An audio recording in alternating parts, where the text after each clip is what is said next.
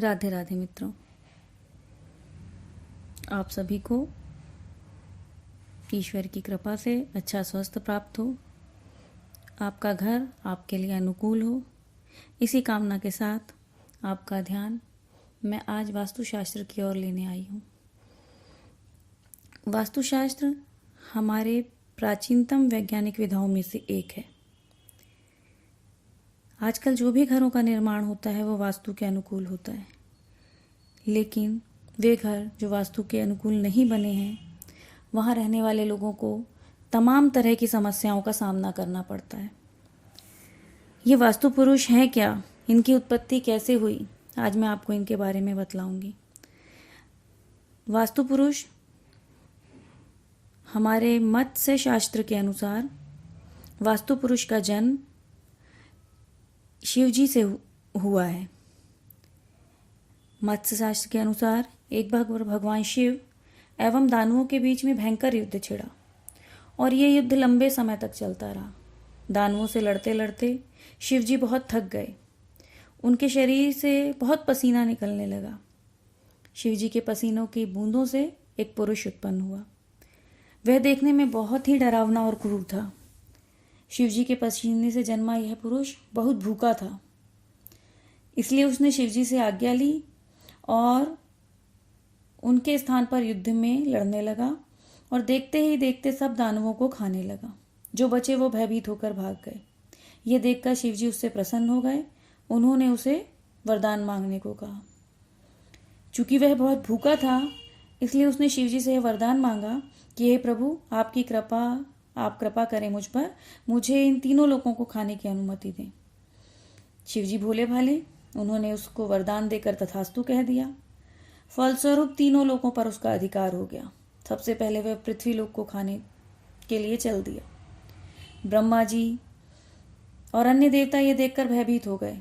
उसे पृथ्वी को खाने से रोकने के लिए देवता व राक्षस अचानक से उस पर चढ़ बैठे। देवता और राक्षसों द्वारा अचानक दिए गए आघातों से वह पुरुष अपने आप को संभाल नहीं पाया और पृथ्वी पर औंधे मुंह जा गिरा। धरती पर जब वह औंधे मुंह गिरा, तब उसका मुख उत्तर पूरब की ओर और पैर दक्षिण पश्चिम की ओर थे। 45 देवगणों और राक्षसों में से 32 इस पुरुष की पकड़ से बाहर थे और 13 को इस पुरुष ने पकड़ लिया था।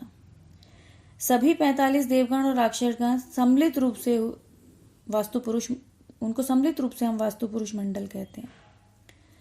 वास्तु के अनुसार यह पुरुष उल्टा सोता रहता है और इसका सिर हमेशा उत्तर पूरब की ओर रहता है।